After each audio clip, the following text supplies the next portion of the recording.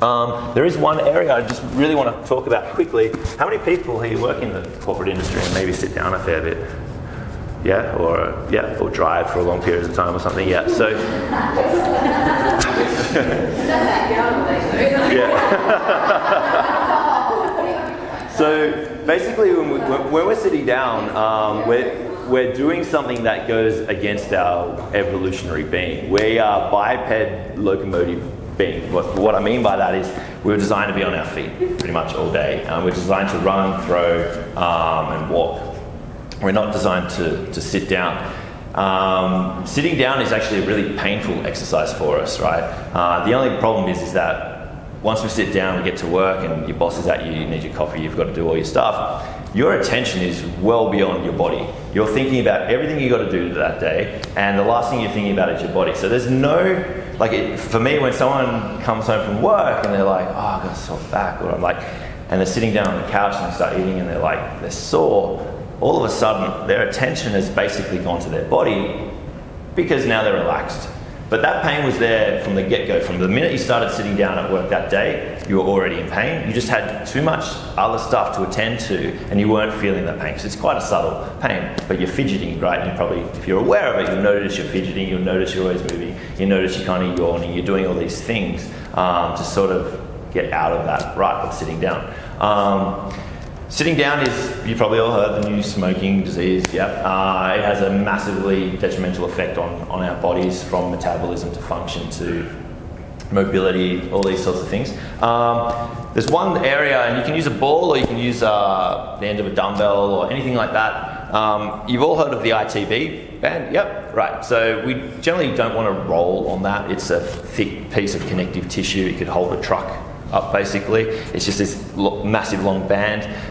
Cupping is a lot better way to release the ITB if it is super tight, because it's actually going to pull out. It's, instead of compression, it's doing more of a pulling out sort of suction kind of thing, which is the best way to treat that. But anyway, from the top of the ITB, you go off to your glute med back here. We all know the glute med is that activator we want to work out. And it goes out to the TFL. Now the TFL, the tensor fascia latae, attaches up to the top of the hip here.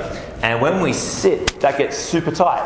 And that is the primary sort of little area of tightness that's going to tighten up your hip flexor and turn off your glutes pretty quickly. So if you are going to squat and you want to find some range pretty quickly, the first thing I go to is the TFL before I start anything else. And it's kind of hard to show you guys in here, but what I can do is I can send you a little poster which has it here. It has a few different release spots, but basically it's if you all stand up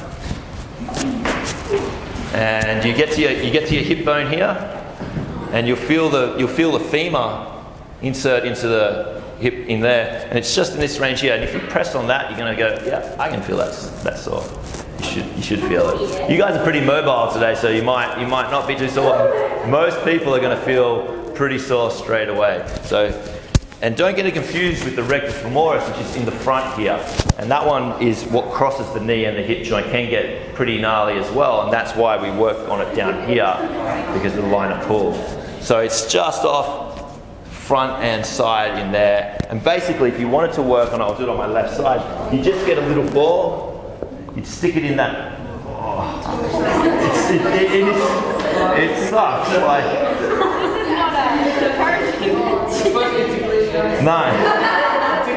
No. So, and I don't sit down too much, but if the TFL just gets tight on a lot of people, and it's painful. And the thing about this kind of work is that the more you can tolerate, the more you're going to get out of it. So yes, it's painful and there's a fair bit of discomfort, but the more you can tolerate, after 2 or 3 minutes, that pain will subside. Now, is there a bit of a distraction caused? Yes, because you are pressing on it, but you're also just getting, loosening up, or what we call inhibiting it. So you have a little bit of, this will inhibit that muscle because it's always firing to work for me, which I don't want it to. So that's your rectus femoris. So the one in the front there.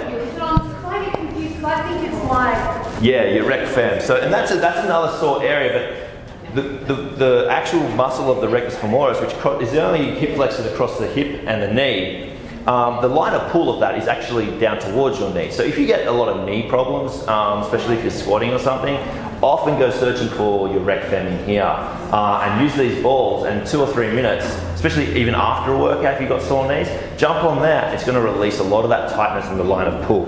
But for you, you want to be just on the side. And your main hip bone in the front there, and just on the side. And you want to have your knees bent a little bit for this. Like, fucked. So often, sometimes my mate and I will go to the gym and spend 2 hours doing this kind of work and just pulling facials. It's pretty funny. I saw Becky's face going like, yeah, she found it. Yeah, and even bend your knees a little bit more, like at the hip there.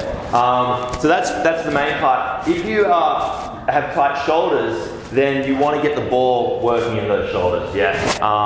This is a singular ball. I usually use a duo, but just chuck it up in your upper traps, because a lot of people from posture and sitting get into this. Even if you're on your phone all day, you're getting into this internally rotated position. What that's doing is that we've got these muscles up here that kind of holding our head up all day, yeah? So that's right. So it's basically those muscles in the upper trap area are holding your head up, because like this all day, because you're on your phone or you're typing away, and so they get really tight as well. So basically releasing up there, if you're going to do some overhead lifting or any sort of, look, I do it in every session. I'll get them to do this and that, just because they're the two main sort of problematic areas. You can, yeah. I mean, I personally use a duo ball. But a singular ball is okay. I'll show you what. I find every mum I train is like this. Because they're holding their kids all day. They're like, aren't we? We walk around like little... And you'll notice there's a little duo ball like that, because that just sits on either side of the spine. It's really nice. But you'll notice that when you're doing your lifts or your push-ups and stuff, that people start shrugging a lot. Whether they're doing this, or they're doing their push-ups, or they're doing their rows, they're like this all the time. And it's not a good position, because what we've done is we've taken our shoulder blades or our scapula from where they're meant to be, and we've already just put an upward rotation and elevated them. And let me go into that quickly, because the shoulder blade is the most highly mobile joint in the body, right? The hip's the second most. But what the hip gives up for mobility, it makes up for a lot of stability, which is great. But anatomically, they basically are the same joint. Except for the shoulder blade doesn't actually articulate to any other bone on the body. It's just got 17 muscles that kind of puppet it here and there. And that brings us to a really important point about stability. And if you look at a crane, are there any out there? No. Well, we all know a crane, right? It's got its arm and it's got its base.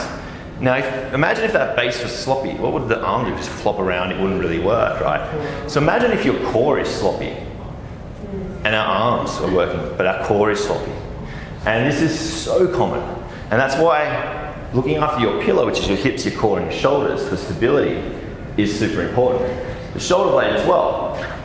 You got to think that those muscles of your shoulder, they're not prime movers. Yeah, we do our overhead lifts and stuff, but they're actually not designed to move like that. They're designed for stabilization. So they're designed to be trained fast and repetitively, because that's what stabilizing muscles do. And so there's warm-up exercises that we're going to go to for activations now that you do to sort of activate the shoulders so that they do stabilize the scapula. So when you do your movements, your shoulder blade is really compressed down to your rib cage and held strong, so that your arms are moving safely and you're not just always into this position. So let's talk about activations. Everyone knows about